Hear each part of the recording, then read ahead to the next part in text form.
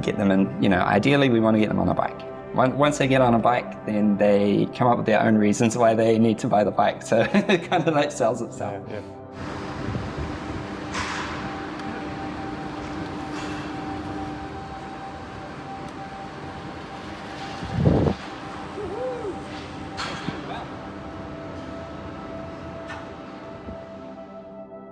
Ian, thank you for having me here. This is a pretty cool place, man. This is friends of yours?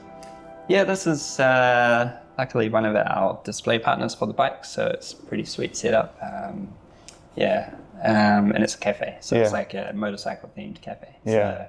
So shout out to Billy and Nick for letting us use this space for the podcast. And thanks for having me. Yeah, no, that's cool. So that's the Tuesday Club, a cafe just down in central Auckland. Yep. And we've got the Arlington A1 just here behind us. Tell us a little bit about that. So they're basically compact electric motorcycles for CBD projects. The business has been going for like 6 years now, so it's quite a journey, but it's good and rewarding. Yeah. So this is your one here. You rode in on it before. This is Tuesday Clubs. They display this bike. Okay. Yeah. And we've just worked with an artist to get some custom graphics on it. Yeah, another shout out. But PS in Wellington, he works for Weta and he did that for us. So that's like the first time that we've kind of collaborated with an artist. So it's, can do quite fun things with a nice surface like this, Because this will be the battery in here, right? Yeah. And you've got like 3.5 kilowatt max total power, is that right? Or a bit more than that. Okay. Yeah. What sort of? I mean, we can, 4.5 standard, but 4.5, we can even push that up a little bit. But, nice. Yeah. But I'm keen to talk a little bit about Arlington and your electric motorcycle journey, but maybe I thought we could start with your origin, man, because we share a little bit of a similar history. Like, where did you grow up, Ian? So I grew up actually not in the city. So I grew up in Central Hawke's Bay, small town. And so motorcycling is kind of, I want to say, I guess, in my DNA, like when you grow up on a farm, then there's a lot of dirt bikes around and stuff like that. So I grew up there, obviously studied in a city, so studied in Wellington and carried forward that kind of like motorcycle passion. And it just kind of always had it ticking along. So it was only years later that, got into this project, but there was always an interest there. What did you study? Design, so I studied digital media design, not industrial design. So it was a bit of a pivot for me to go into product design. But it's fun to do these things. Yeah, I mean, how was it growing up in Hawke's Bay though, man? I mean, because that's sort of my story as well. There's people, don't really, I think, understand really what provincial New Zealand is like, because most people do live in big cities, right? And so there is something about these kind of rural towns that it is in our DNA. But I mean, for you, what stands out as memories of Hawke's Bay? To be honest, it's just like you have to sort of, you make your own fun, It's, at least for me, it's like 10 kilometers to go and visit your mates. You seem to be, I feel like it pushes the creativity a bit. So I was always like, in the shed, making something, building something. Keeping yourself occupied, and so it becomes like a bit of a positive thing as well, I think. I was having a chat with the guys in the cafe here, and they were saying the Tuesday Club Cafe, they do workshops as well. Or the Tuesday Club, I guess, does these workshops around like welding, kind of building stuff, and kind of coming back to that idea of like making things. And absolutely, it's like, so cool. Growing up in rural New Zealand, it's like, if you want to have fun, you've got to make it yourself, right? Yeah. When I discovered like these guys and looked on the website and saw what they're doing, I was like, my mind was blown. I was like, what? It's like a cafe. It's like got motorcycles. They do welding. They do all of this stuff. So cool. I'll tell you, I got good memories of sort of running around the farm and mucking around and, And then you were saying we have a similar story, because we do. We both ended up kind of like in big cities. I've stayed in Asia quite a bit. You're sort of based in Japan now, and reasonably big city, I think. Yeah, well, I mean, I guess the greater Tokyo area generally, but yeah. So sorry to ask you a question, but how do you find like the difference between rural and kind of big city? It was mind blowing. I mean, you know what it's like, Ian, but my first time, landing in Narita Airport in Japan and just seeing a city that went beyond the horizon, or just seeing endless skyscrapers, it was really quite mind blowing for someone from Hawke's Bay, and it's sort of, in a sense, I often think we grow up seeing a lot of things because in Hawke's Bay, you have this vision, this kind of 1,000-yard stare where you see what's out there, whether it's hunting and fishing or just being on the farm or just driving. You've got to be aware of your surroundings. But in a city, you can't be too aware because there's just so much stimulation. Yeah, there's so much. And so you notice like people don't really see things. Yeah. And I'm always like, I don't know, I'll see someone through the crowd or see, maybe a shop I want to go into or whatever, and it's just like I have this vision of it, and most people don't. They're kind of more in a smaller bubble, and so that's something that really stood out to me early on, and it can be a bit overwhelming. It's like, man, you kind of so much noise and like millions of people floating past you. But what about you? I mean, I'm fascinated by both. Like, I enjoy going back to my hometown, obviously, but then I also really, really love big cities, and that's I think there's issues, right? But wherever there's issues, then that's, if you can solve like those problems, then that's great. So that's kind of like where this comes in, right? There's the traffic issues and whatnot in big cities, but then to be fair, I mean, Auckland's a pretty big city, right? I mean, where we're staying, it's a bit of a drive to get into town, and I'm like, man, it's interesting because I do have a thing for walkable cities, or cities that are maybe more friendly to that mode of transport. And I think bikes sit somewhere in the middle where, places like Thailand, Bangkok, Taipei, these kinds of cities, there's a real like motorcycle and scooter culture. I don't know, it's not quite the same with the motorways here in Auckland though. It's kind of like it's more. We get that question a lot, like, can you take it on the motorway and stuff like that. It's more sort of player versus player here, I feel like. It's kind of like if people are based on this side of the bridge, then they're more fascinated by it. But once they're all across the bridge, then they're like, I can't take it across the bridge. So.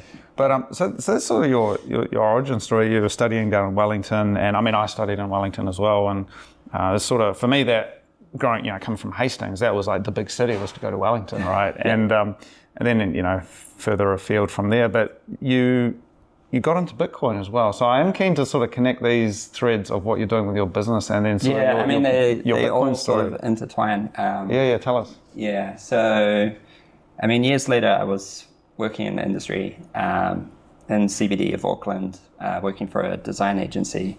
And it was, I think, 2016. So it was kind of like some sort of bull run time, right? And to be honest, initially I was more fascinated with like Ethereum, and I went through like a bull cycle investing in it, and then it going up, from $20 to, I think it was like $1,200, $1,400 or something like that, and then kind of like crashing back down.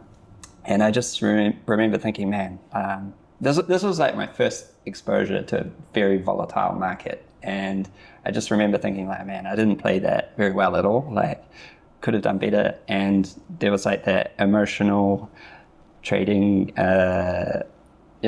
issue, which caused all that to happen. So I sort of, at the same time, I kind of wanted to create a product. Like, there were these e-bikes were big, right? But it was more for exercise, right? And I was like, no one's making like a cool motorcycle to rip around the city. So those things were kind of bubbling away, both together.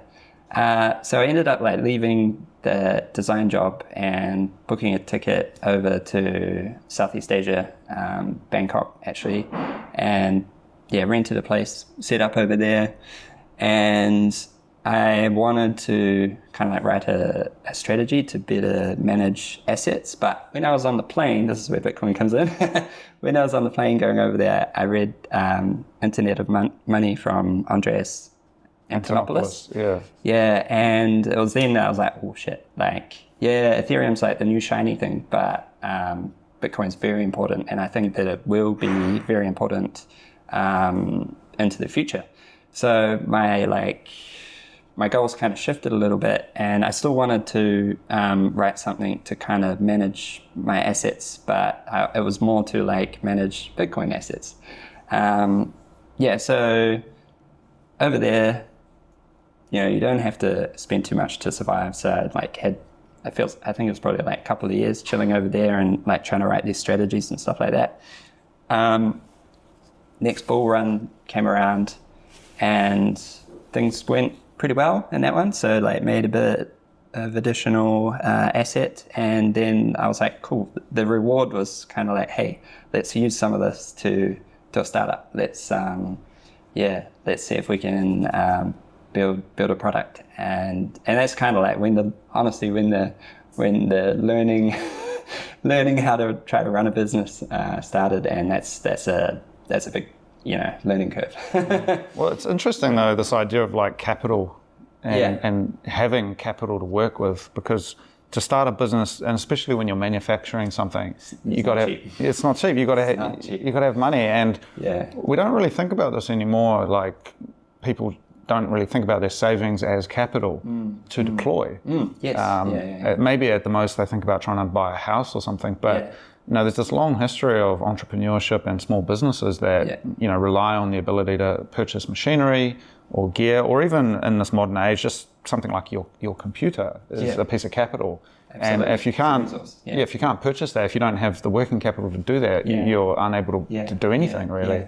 So that's really 100%. If I didn't have the capital, I wouldn't be able to. And I'm not saying I had enough to get started. Well, it's also what kind of capital you've got, because it sounds like this was mainly self-funded through. I'd say like 80%. Also, we have team members putting in sweat equity, so that's a big part of it as well. But it's a little bit different to taking money from someone outright. Because then there's strings attached. And, they will, you know, shareholders essentially will push you into maybe the direction which they think is best, you know. So it's different. So when did you decide to start Arlington then? When was this? I feel like I had the idea before I left my design job, but I didn't have the resources. So it would have just been an idea. And it was probably 2019 when I was seriously into designing and trying to produce the first prototype, essentially. And then obviously COVID hit, so I came back to New Zealand. Started working, because I was still over in Asia at that time. Came back and started working with some New Zealand companies for fabricating the frame and whatnot. Yeah, that's cool. And when did you get your first prototype out? I had that. It was it didn't take too long for the first one. It was pretty rough, to be honest. But it was, I'd say, late 2019, because there was a business competition, Innovate 2020, and I had the prototype then, which was kind of cool to have something to show, you know. Yeah. That's kind of cool. And you started hiring, you got a team now, or like how's it? So I wouldn't say hiring, I'd say the team grew, and that's an interesting story as well, because it's kind of like I was plugging away by myself for quite a few years. I'd say 3 years, and then eventually there's these skill sets that you need, and it's almost like the people almost find you. You know what I mean? So one by one, we kind of got these very important core people on board, and so, you know, we got an electronics guy, we got an in-house industrial designer. So before that, we were using industrial designers from, you know, the factory. So just bringing some of the skill sets in-house. We still have a small team, but I think we're pretty strong on the product side. So we've also got like a fabricator in-house and sort of like a strategy guy as well. So yeah.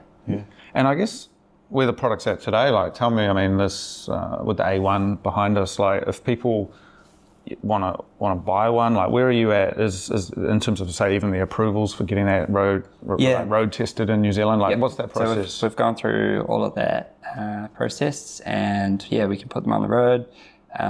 We sold one last week to a guy in Auckland who he actually runs a creative agency, and he wanted we did a bit of a custom special one for him, so we can customize. This one's got artwork, but all that guy wanted was a nice satin paint job to sort of go with his company. So we can do things like that, which is, I think, sort of the advantage for us compared to a big manufacturer. They're not gonna do that sort of thing. So we take them through the whole process of getting them on the road and getting them exactly what they want. And where did the name Arlington come from? Oh, that's a good question. It's actually a road in Central Hawke's Bay. And that's where I was testing the original prototype, and it was a very good road for testing, and it brings back memories. So I was like, cool, let's tie it to this place. And it's quite interesting, bringing that rural mindset, let's say, of making things to solve problems in big cities. It's kind of interesting. Well, there's a real lineage. New Zealand's got a history of Burt Munro, world's fastest Indian. It's a pretty famous story of basically backyard shed. That's innovation, right? And then taking, that would have been the 1960s, right? Taking his Indian motorcycle out to the salt flats in the US and doing land speed records. That's insane. And there was another guy as well, I'm trying to think. John Britton. John Britton, yeah. Oh, that one, growing up, seeing that motorcycle in Te Papa, it was just, every time I saw it, just blows my mind. And then still to this day, when I see it, I'm like, man, it's amazing. And somewhere like Central Hawke's Bay, Waipukaro, these kinds of places, there is that vibe, tinkerers and that just working away on stuff, and that's kind of the New Zealand everyone style. has a shed, and they're always creating something. Because I was just back in Hawke's Bay a couple of weeks ago, and obviously I live in Japan, but it's just always pleasant to come back. It's kind of unchanging in a way, and kind of quite far away from the world. You can't. There's no Amazon in New Zealand. You can't just go and order stuff that easily. You have to either get it yourself or, bring it in somehow or make it. And it's just sort of a different way of doing things, a little bit more real. You have to solve the problems with what's around you. Right? It's probably a lot of problem solvers come from there and go off and do different things. No, that's cool, man. And so that's the story of Arlington. And then I guess I'm really interested in just the story of building a business where you've deployed your capital, you've got a product that you're very passionate about. It seems like it's this keyword of proof of work comes to mind, and this is something that is in Bitcoin, obviously, in the mining side, and kind of core to the network itself. But how has proof of work made its way into your work with your motorcycles? Do you mean in terms of actual mining, or no, it's just proof of work of doing things conceptually? Conceptually. Well, I think I'd like to talk about the design side and the risks of trying to, the normal design process is you do a lot of research and you talk to, a lot of people, and sometimes, quite often, they are already using products which are solving the problems that they need to be solved. But for something like this, when you're trying to create a new sort of subcategory, it's not as easy to go out and find so many people who are your target market. So the way that I approached it was, hey, how about we build something and it could be completely wrong. And what's the worst case scenario is that I made a bike for myself, and nobody likes it, but I like it, And so the process was actually building something, getting it out there, and then starting to get feedback from actually showing people a physical product. And there's pros and cons, but it's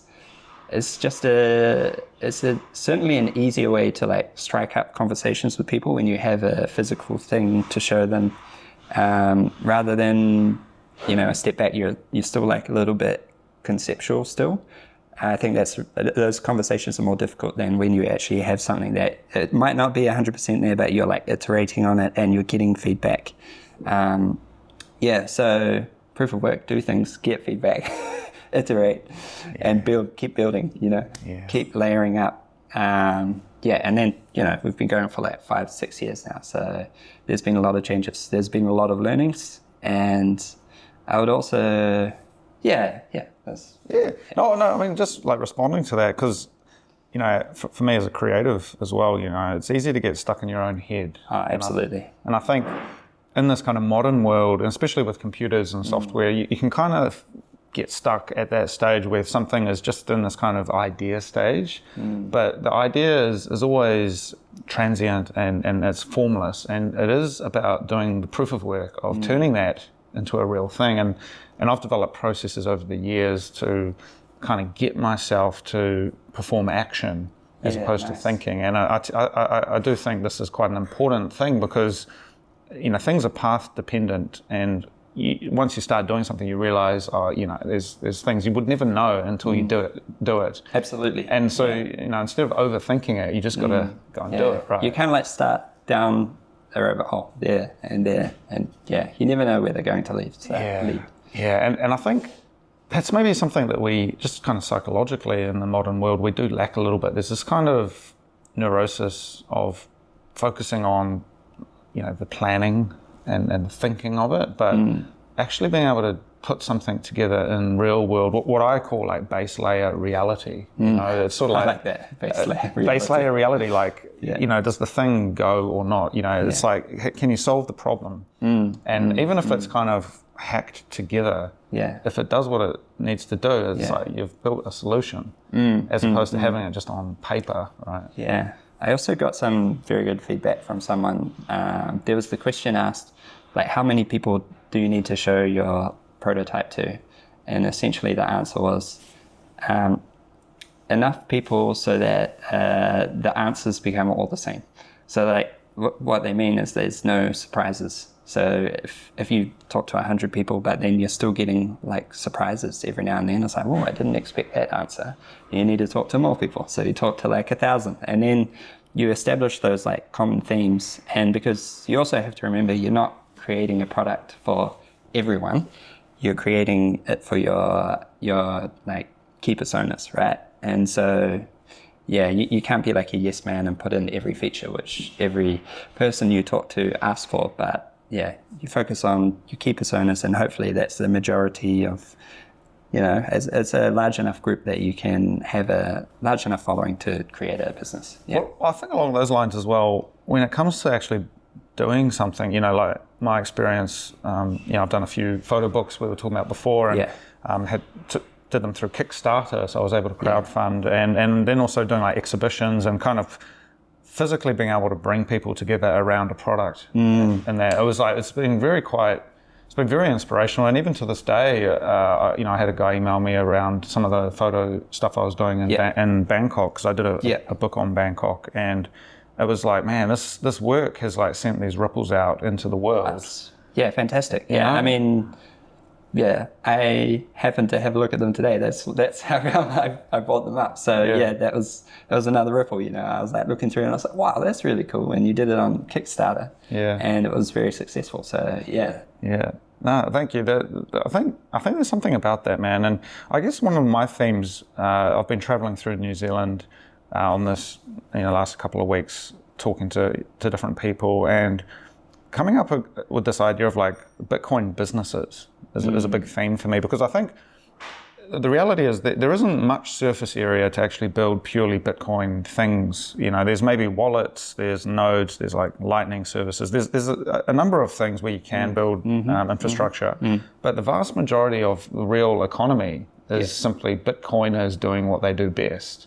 And I'm talking to more and more people who have businesses that they're trying to sort of supercharge with Bitcoin thinking or Bitcoin principles. And you really stand out to me as sort of one of these people where you've got a vision, you've got a product, you've got an idea, you've got a long time preference.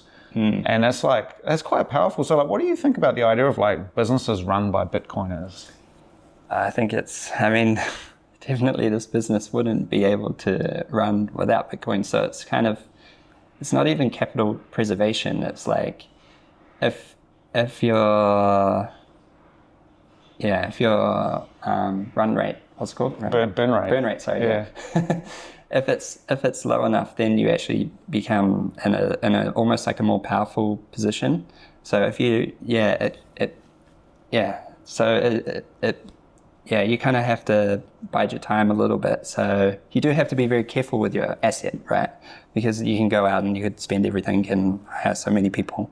But yeah, it does shift you towards like a longer term mindset. Like, hey, what can we do with what we have, and be a little bit sort of frugal as well. Like you don't want to, use all of your resource basically. So yeah, I think it ties back to savings, right? Like a lot of businesses are run on debt and whatnot these days, but it's almost like the opposite.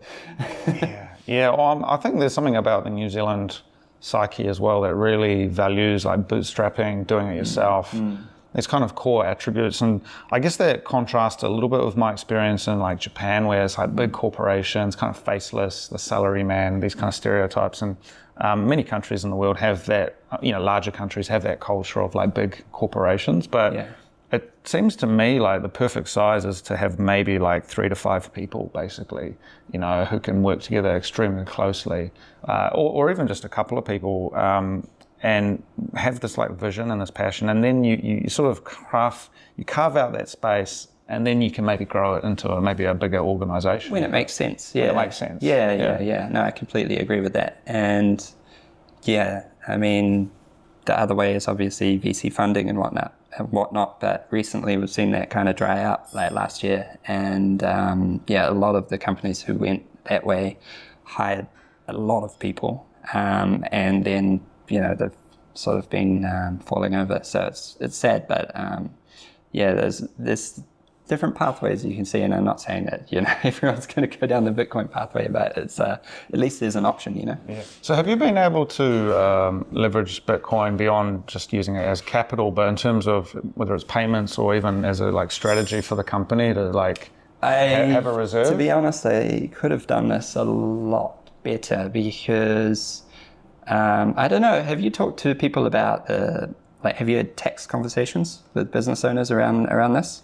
I've had people tell me about their situation. Yeah, I can share. I'm happy to share the situation with like Arlington.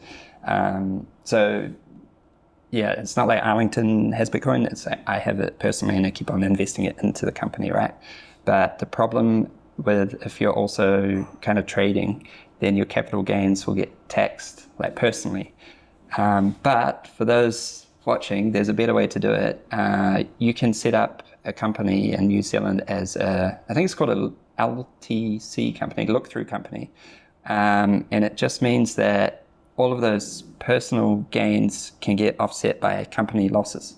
So as you're growing and you're investing in your company, it kind of can balance out, which I did not do. I wish I did. Yeah, so that's some advice for someone who is going down a similar path. Were you able to get some advice on it, like from I literally only found out about this year, so it's kind of like a little bit, it's almost like too late, but we'll have a look at, switching up, seeing what we can do. Oh, thanks for sharing that. I mean, I guess there is kind of a conceptual idea of having, accepting payments via Bitcoin or having a Bitcoin treasury in the company. But what you just said, holding Bitcoin personally and then putting that into your company is maybe a slightly different process. And maybe there's ways of structuring that it's maybe important to get advice on, I guess, or to do some research. Yeah. But I guess on your roadmap, though, like, say people wanting to pay for their motorcycle. 100% we would accept it, of course. Oh, yeah. Yeah. And I mean, I would love to,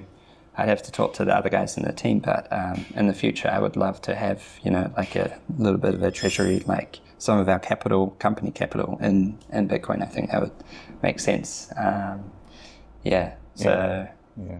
Hoping we can do something in the future there. Yeah, that's awesome, man. And again, thank you for sharing that. But I mean, coming back to the vision though, so I mean, you got this motorbike. It's looking pretty awesome. I mean, what's your vision then for like growing the company, taking it overseas even? Like, tell me more about your roadmap. I feel like at the moment the next major step that we have to go through is international shipping. So once we can do international shipping, once we can send these to Australia, US, maybe Japan, that would be pretty cool. I think, some of the big cities there would be well suited for.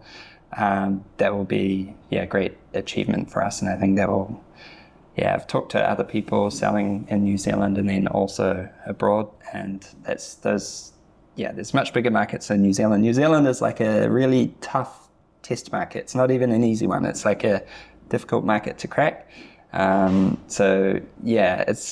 You're kind of starting with a more difficult one in New Zealand. So we'd love to figure out our international shipping and do that. Yeah. Well, on that note, so I've been having conversations with people again. I'm sort of rejigging myself on what the situation is in New Zealand, because I haven't really spent that much time in Auckland ever, really. So this time around, I've been meeting with a few Auckland-based Bitcoiners and different friends and just learning how they are approaching innovation and business. And certainly, I agree with that sentiment that it's a hard market here, man. Like, it's small. It's far from the world. It's maybe not as affluent as other parts of the world where you can sell into a market and there's just people ready to buy. You have to kind of craft the market yourself. But as you say, if you can overcome those hurdles, you can really do well. And there's a few like pretty successful brands that are world known that come out in New Zealand in a range of categories. I think that's why, because if you can survive here and then expand, then it's easy mode, right? Yeah. You're doing the hard bit first. And I just wonder if that's something that's not that well known, because I do see there is a bit of an island mentality where it's like New Zealand is the world, and to be fair, Japan is a bit like that as well. It's like, how do you kind of talk about what it means to sell a product overseas, to export? Have you had advice or sort of mentorship in that space, or? It just comes. There's obviously the main challenges that you need to get sorted is like the certification for the different countries, right? But it's not as scary as it seems, I would say. And so I would, say just jump in there and get started and give it a crack. And then I guess the reward is worth it if you can figure it out. Like, I've talked to a friend who makes small combustion motorcycles, and he makes them in New Zealand, North Shore. And his biggest market, he ships to Australia and US primarily. His biggest market is actually Australia. It's bigger than US. And so that's what he said. Once he figured out the international shipping, it was difficult to do, but once you crack it, the reward is kind of like worthwhile. But yeah, for me, like personally, I'm also excited about developing the brand in other countries, because it's like we're putting in a lot of work and effort into Auckland, which is great fun. But like, how about we go to another big city and, get to work there, get people on the bike, get their feedback, and, that's what I would be pretty excited to do as well. Yeah, and let's talk about EVs generally and electric motorbikes, electric cars.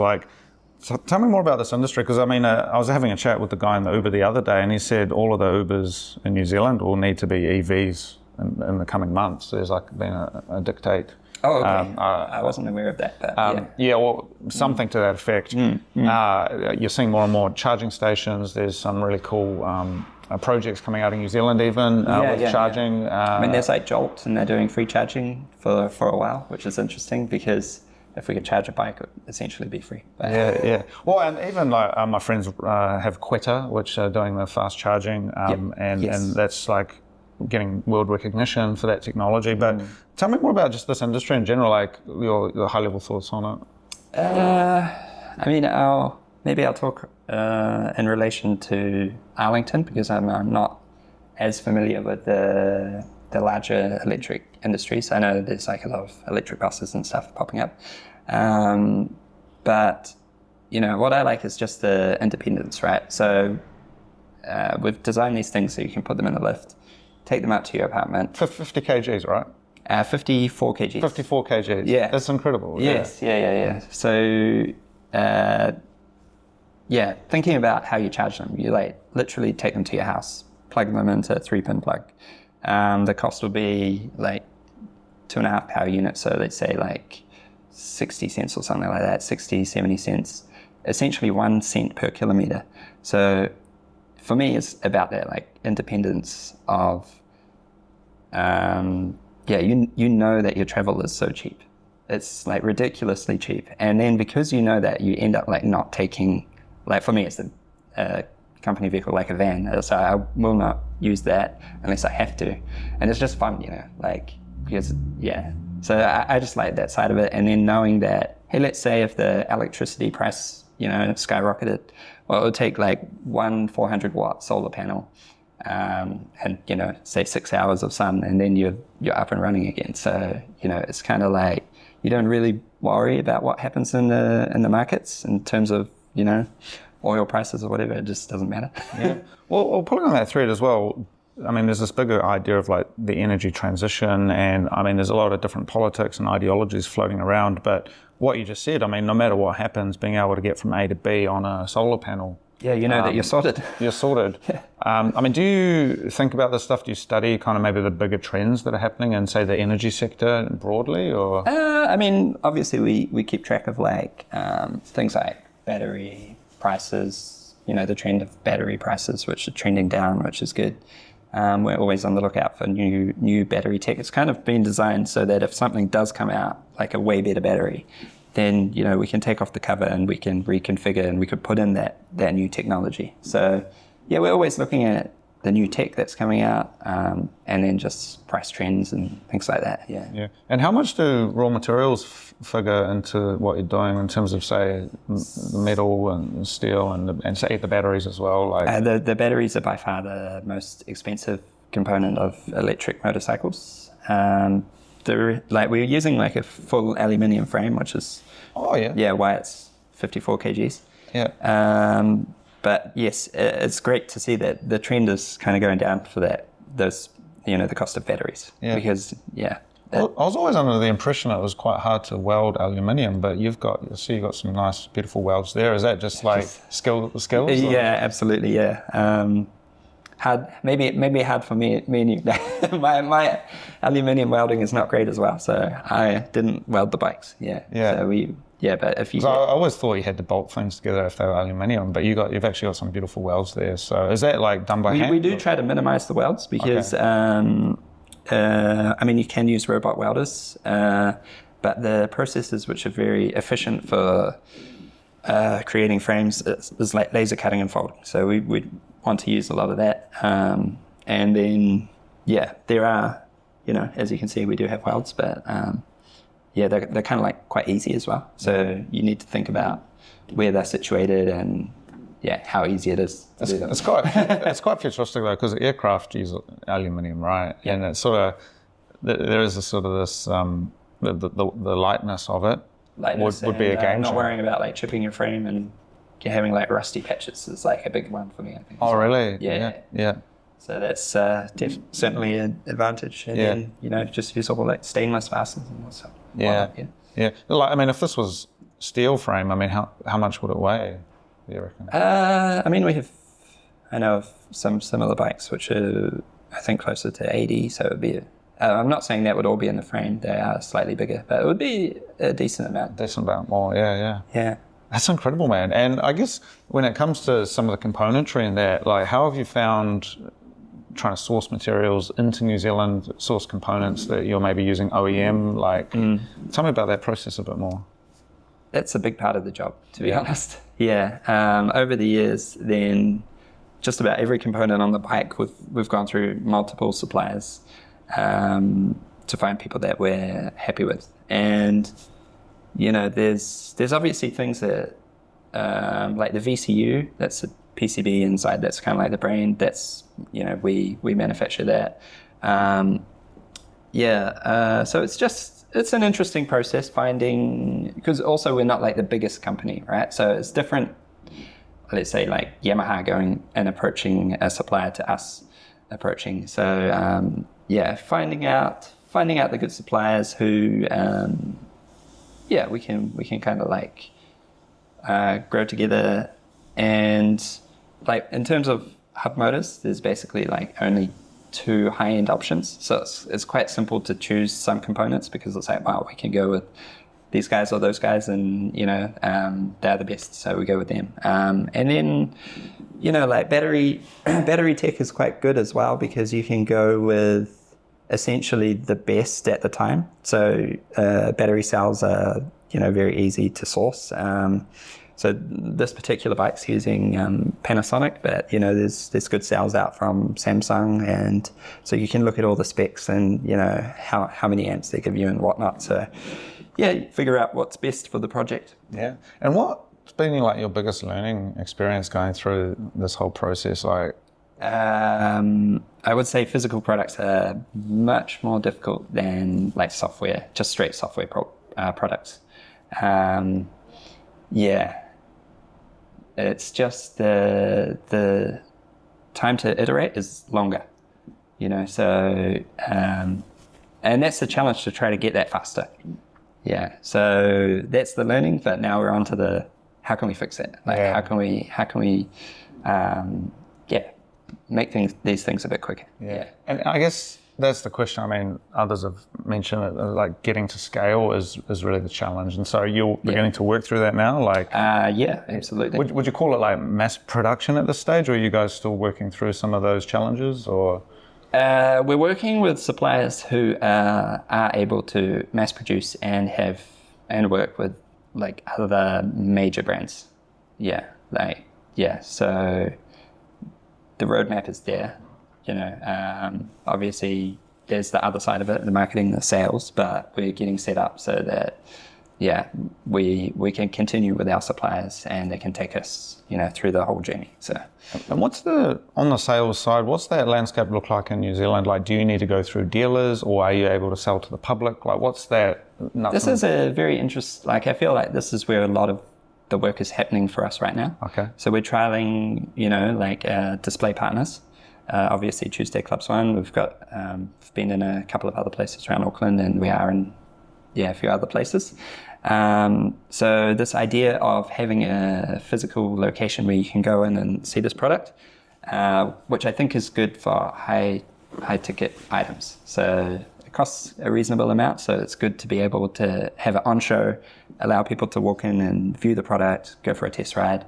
But in saying that, we do get a lot of our leads from social. So that's kind of the start of the funnel, and then get them in, ideally we want to get them on a bike. Once they get on a bike, then they come up with their own reasons why they need to buy the bike. So it kind of like sells itself. Yeah. And you are able to do that sale directly to customers in New Zealand? Yes, we can do that as well. Yeah.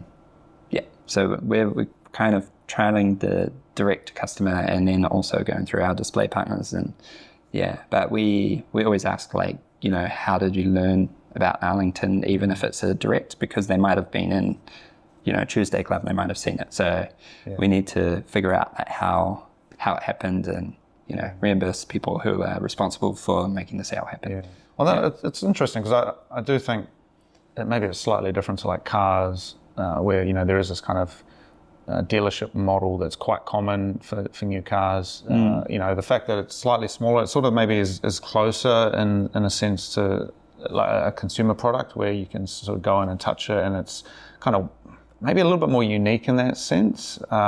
It is still a vehicle, so it's kind of maybe in a little bit of a middle ground, right? Yes. You're not alongside a whole bunch of other bikes, right? It's just you're the only one. For us, it doesn't make sense for us to be situated, like, let's say, in a motorcycle showroom. But then, we did exhibit at Auckland Design Week. Creatives love this sort of thing, this new form factor. And then also, like, a display partner can be anything that has brand alignment.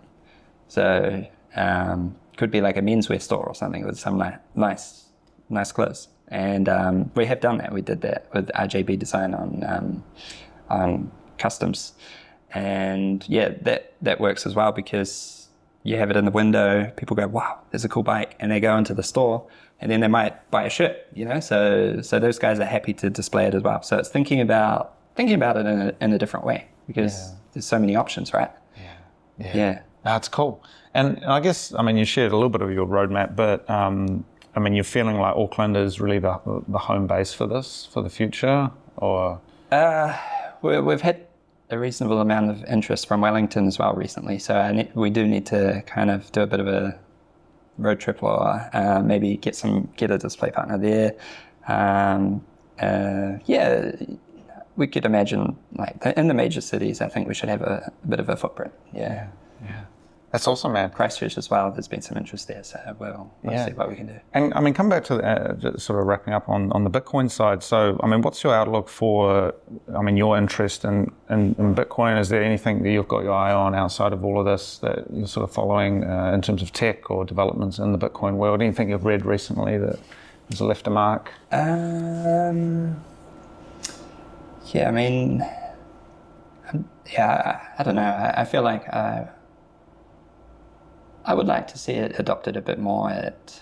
You're starting to see that sort of country level interest. So I would just, like to see more use of it with Lightning Network and things like that. Because, at the moment we're all just holding it, and it's kind of like we almost don't know if someone else is interested in this asset. I was talking to a guy who was riding a scooter, and he had like a Bitcoin sticker on it, but if he didn't have that sticker, then I would never have known, right?